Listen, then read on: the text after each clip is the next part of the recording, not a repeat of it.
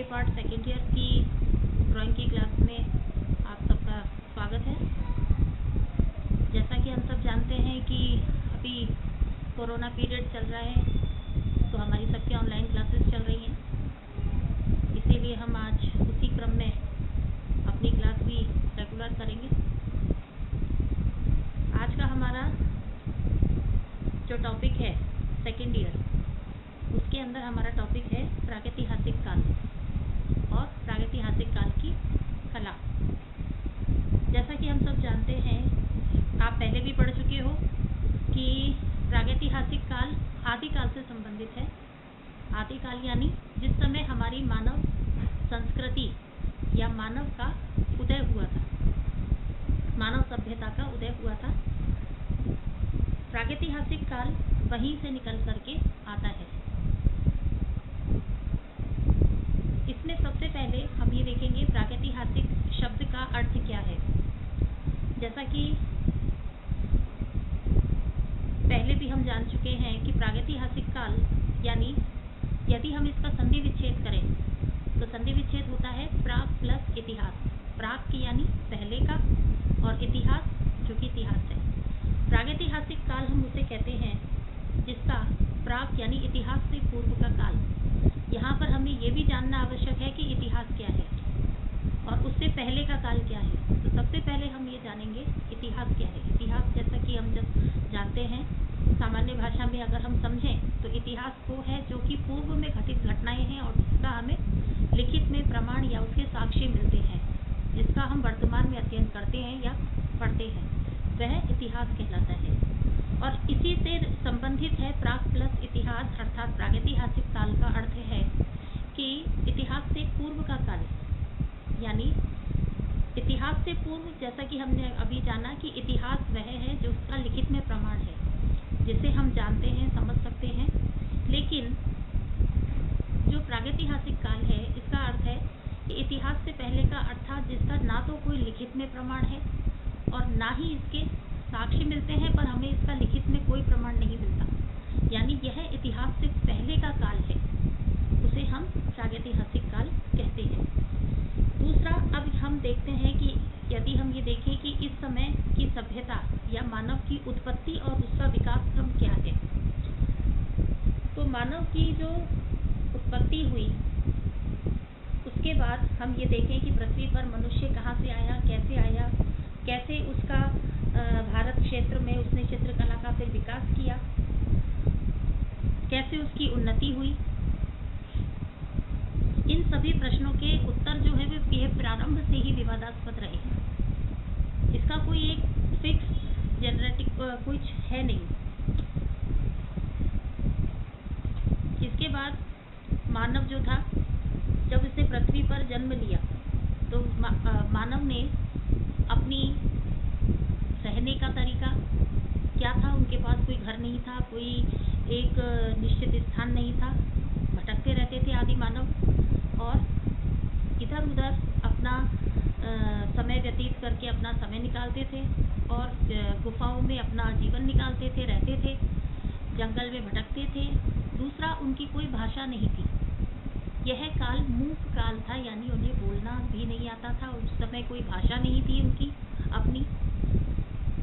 मानव ने पृथ्वी पर जन्म लेने के बाद अपनी असहाय स्थिति को देखा, उससे कैसे लड़ना है, कैसे अपनी पेट की क्षुधा को शांत करना है, कैसे अपनी पेट की भूख मिटानी है, किस तरह से हमें रहना है। ये सब उसका एक संघर्षपूर्ण जीवन था जो कि हमें प्रागैतिहासिक काल में दिखाई देता है। इसी प्रागैतिहासिक काल से हमें उस समय के, यानी जो इतिहास से पहले का समय है या जो आदिकाल जो समय था, उसकी सभ्यता और उसके मानव का और उसकी संस्कृति का हमें पता चलता है कि वहाँ से निकल करके आज हमने कितना हमारे जीवन में कितना परिवर्तन हुआ और हमने आज कितना विकास किया। हमारी जो स्टेप बाय स्टेप जो हमने विकास किया, वो सब हमें इस काल से निकल कर के पढ़ कर के हमारी सभ्यता का जब हम अध्ययन करते हैं तो हमें इस चीज़ का ज्ञान होता है। प्रागैतिहासिक काल वर्षों से काफ़ी समय पहले का है और ये प्रागैतिहासिक काल को हम 3 चरणों में बांटते हैं। इसका जो समय है उसे हम 3 काल में या 3 समय में बांटते हैं। पहला जो समय आता है उसे हम कहते हैं पूर्व पाषाण काल या पुरातन प्रस्तर युग या काल, जिसे हम इंग्लिश में अगर कहें तो मेगालिथियन एज या युग कहते हैं। इसका जो समय है वो रहा है 30,000 ईसा पूर्व से 25,000 ईसा पूर्व। दूसरा आता है मध्य पाषाण काल या मध्य प्रस्तर युग, जिसे मेसोलिथिक एज कहा जाता है। इसका समय है 25,000 ईसा पूर्व से 10,000 ईसा पूर्व तक। तीसरा समय जो इसका तीसरा खंड है इसे हम कहते हैं उत्तर पाषाण काल या नव प्रस्तर युग, जिसे नियोलिथिक एज भी कहा जाता है। इसका समय है 10,000 ईसा पूर्व से 3,000 ईसा पूर्व तक। यानी एक काल जहाँ से खत्म होता है वहीं से दूसरे काल का प्रारंभ माना जाता है और वहीं से दूसरा काल प्रारंभ होता है। सबसे पहले यदि हम देखें पूर्व पाषाण काल। पाषाण काल क्या है? पाषाण का अर्थ है पत्थर, इसे हम पूर्व पाषाण काल कहते हैं। यानी इस समय पाषाण, मिट्टी, इन सब चीज़ों से बने हुए हमें ज़्यादा उदाहरण मिलते हैं। इस युग में आदि मानव प्रकृति से निर्मित गुफाओं में रहता था। पत्थर से और हड्डी और लकड़ी, इनके मोटे भद्दे जो आकारों में बने हुए औजार हैं, हथियार थे, उनको बनाता था। ये अवशेष कुछ जानवर, पशु, उनकी हड्डियों से भी प्राप्त हुए, उनके भी बने हुए हैं, हड्डियों प्राप्त है। और यदि हम देखें भारत में सबसे पहले ब्रूसफुट नाम के एक विद्वान ने प्रस्तर युग के औजार की जो खोज है सबसे पहले मद्रास के पास एक पल्लावरम नामक एक स्थान था, वहाँ से प्राप्त की।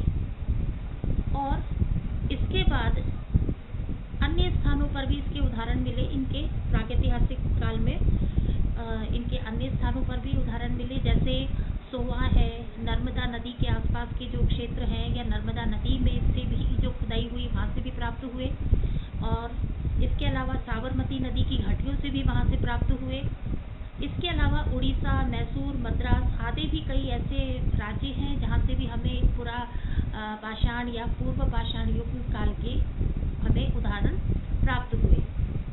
दक्षिण भारत में सबसे ज़्यादा इसका क्षेत्र माना जाता है। दक्षिण भारत में सबसे ज़्यादा इसके हमें उदाहरण प्राप्त हुए हैं पूर्व पाषाण युग के, जहाँ पर कई पूरा प्रस्तर युगीन चीज़ों की और इनके अवशेषों की खुदाई भी हुई है और वहाँ से कई उदाहरण हमें प्राप्त हुए हैं। और यदि हम ये कहें कि पूर्व पाषाण युग का मानव दक्षिण भारत में मद्रास सिटी के पास जो अंगोला, चिंगेलपुर तथा कुडापा क्षेत्र तक ही सीमित रहा। और इस समय के मानव को क्वार्टिजाइट मानव कहा जाता था। जो पूर्व पाषाण युग का जो मानव था उसे हम क्वार्टिजाइट मानव कहकर संबोधित करते हैं। कुछ समय बाद मध्य प्रदेश के मोरेना के पहाड़गढ़ श्योपुर कला क्षेत्र में करीब 25,000 वर्ष पुराने चित्र उदाहरण हमें प्राप्त हुए और इनके विषय शिकार और शिकार से संबंधित, शिकारी और शिकार से संबंधित अधिक थे और ये सफ़ेद और गेरू रंग से ज़्यादा बनाए गए हैं। दूसरा काल आता है मध्य पाषाण युग। मध्य पाषाण युग जहाँ से पूर्व पाषाण युग समाप्त होता है और उत्तर पाषाण युग जहाँ से शुरू होता है उसके बीच का काल है। यानी पूर्व पाषाण जहाँ से खत्म हुआ अर्थात 25,000 ईसा पूर्व से, और जहाँ से उत्तर पाषाण युग समाप्त होता है अर्थात 10,000 ईसा पूर्व, इसके बीच का जो समय है, इसके मध्य का जो समय है वह मध्य पाषाण युग कहा जाता है।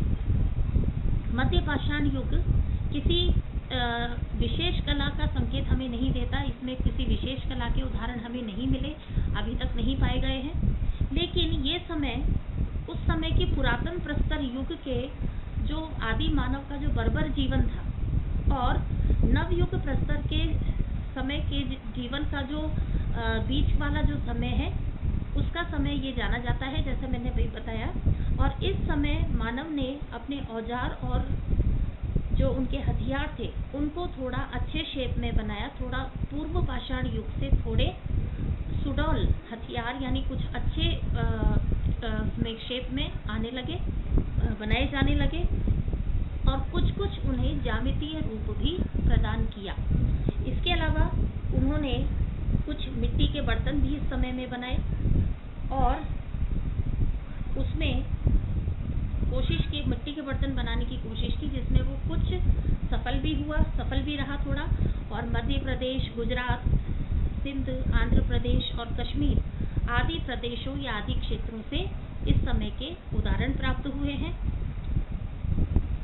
इसके बाद तीसरा काल है उत्तर पाषाण काल या नियोलिथिक एज। इसमें ये काल है जहाँ से मध्य पाषाण युग का समय समाप्त होता है, वहाँ से उत्तर पाषाण काल या नव पाषाण युग या नियोलिथिक एज का प्रारंभ होता है। इस युग के अवशेष भी बहुत कम प्राप्त होते हैं, इस युग में भी ज़्यादा अवशेष नहीं है। यदि हम ये कहें कि प्रागैतिहासिक काल के सर्वाधिक अवशेष हमें पुरा पाषाण युग के ही प्राप्त होते हैं, तो ये गलत नहीं है, बिल्कुल सही है।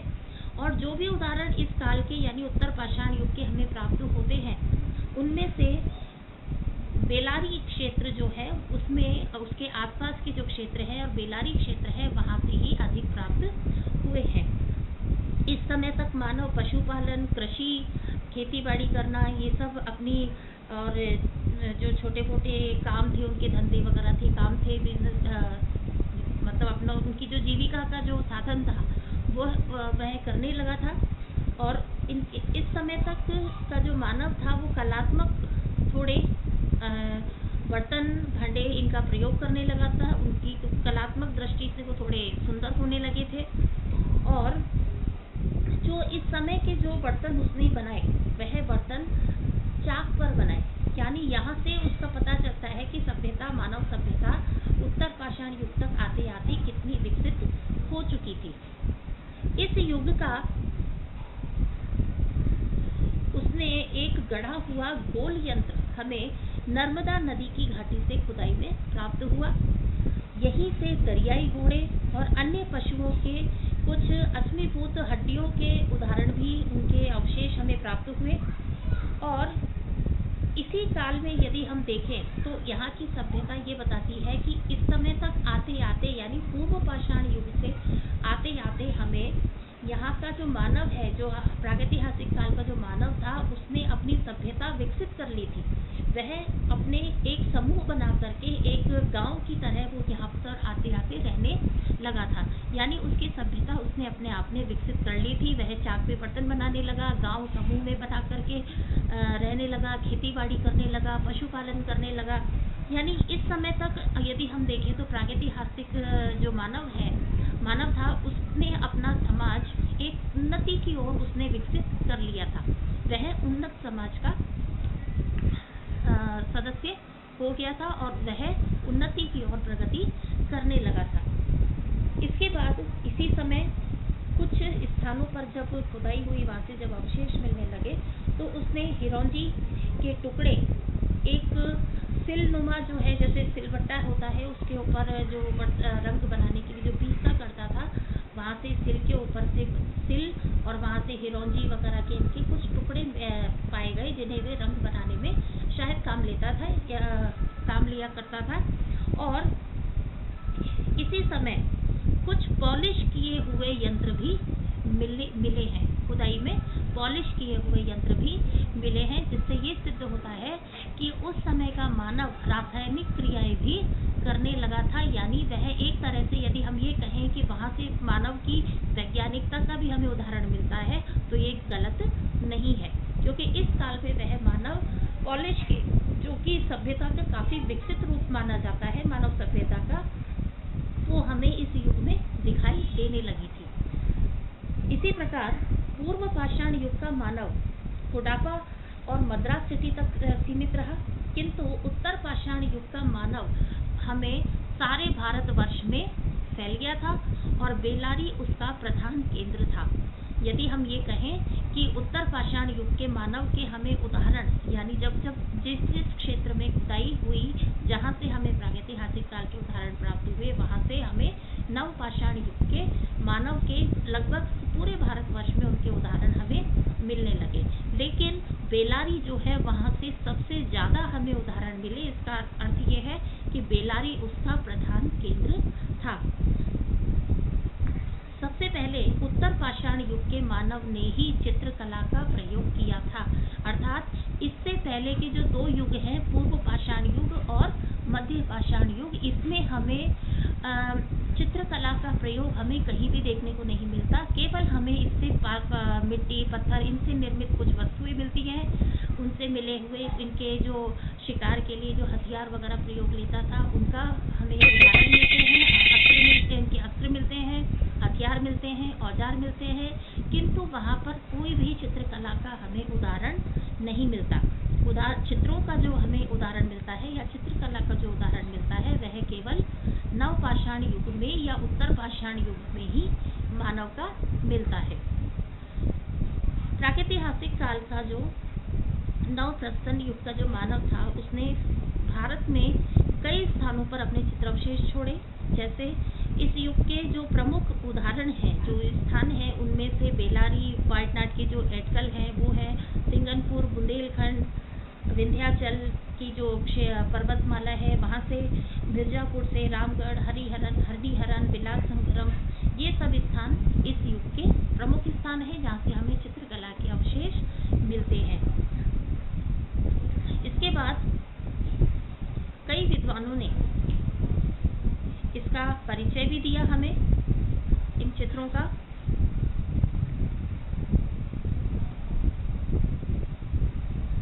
यदि हम ये देखें कि अभी तक मैंने बताया कि प्रागैतिहासिक काल का अर्थ क्या है, कैसे मानव सभ्यता आई, और इसको हमने 3 युगों में बांटा।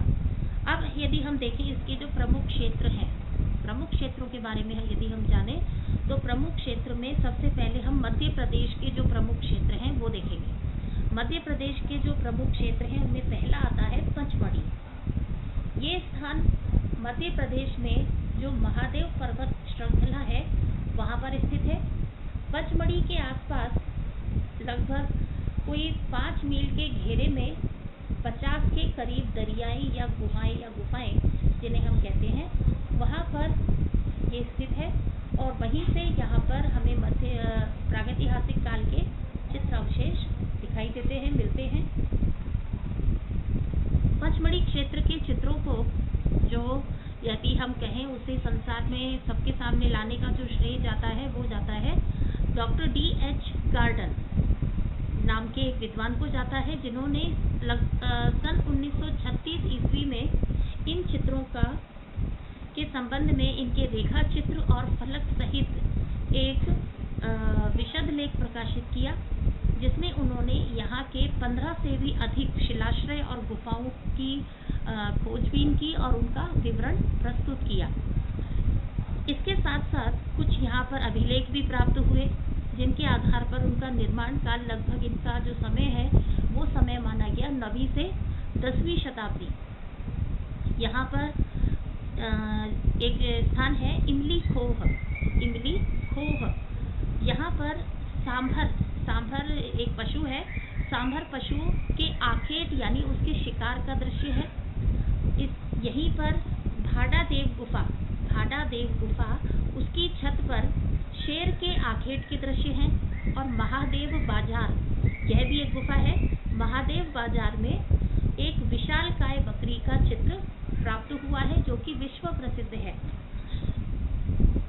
इसके अलावा जो यहाँ पर जो प्रमुख क्षेत्र हैं वे हैं लश्करिया खोह, सोनभद्रा, जम्बूद्वीप, निम्बू भोज, बनिया, बेरो, माडादेव, नाकिया और झलाई।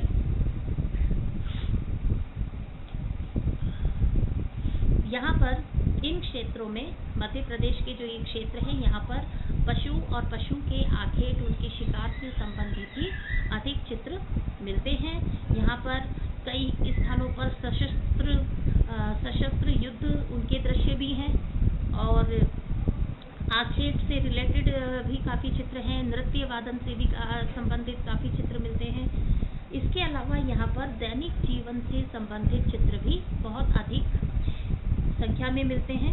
इनको हम 3 श्रेणियों में विभाजित करते हैं। जो दैनिक संबंधित विषय हैं, उन संबंधित जो चित्र हैं उन्हें हम 3 श्रेणियों में विभाजित करते हैं। इसमें जो पहला स्तर आता है उसमें आता है तख्तीनुमा और डमरूनुमा।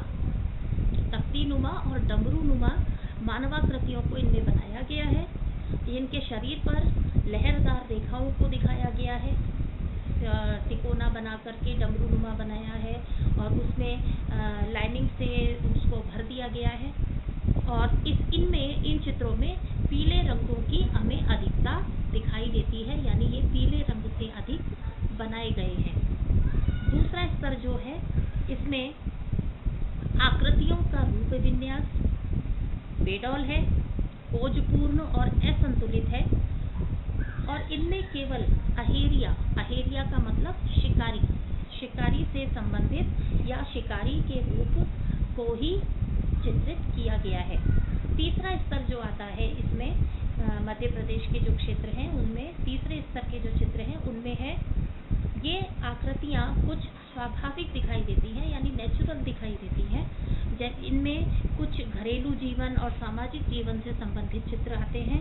जैसे इसमें आखेट के लिए जाते हुए मानव समूह है, उनका समूह दिखाया गया है। और आदि मानव कई जगह कई स्थानों पर शहद एकत्रित करते हुए, इकट्ठा करते हुए उनके दृश्य भी दिखाए गए हैं। घुड़सवार योद्धा भी दिखाए गए हैं और कई स्थानों पर वाद्य यंत्रों को बजाते हुए भी दृश्य बनाए गए हैं और कई स्थानों पर शस्त्रधारी सैनिक जो हैं वो भी बनाए गए हैं। और इन चित्रों में हमें काला सफ़ेद रंग और दिखाए गए हैं और इनको बाहर से इनकी जो आउटलाइंस हैं वो लाल रंग से बनाई गई हैं। इसके बाद आता है पहाड़गढ़ है, रायगढ़ है। ये सब हमें एमपी से या मध्य प्रदेश से पाए गए हैं। ये आज के लिए इतना ही और इसके बाद हम मध्य प्रदेश का जो दूसरा मुख्य क्षेत्र है भीमबेटका, उसके बारे में हम अध्ययन करेंगे। Have a nice day, good day.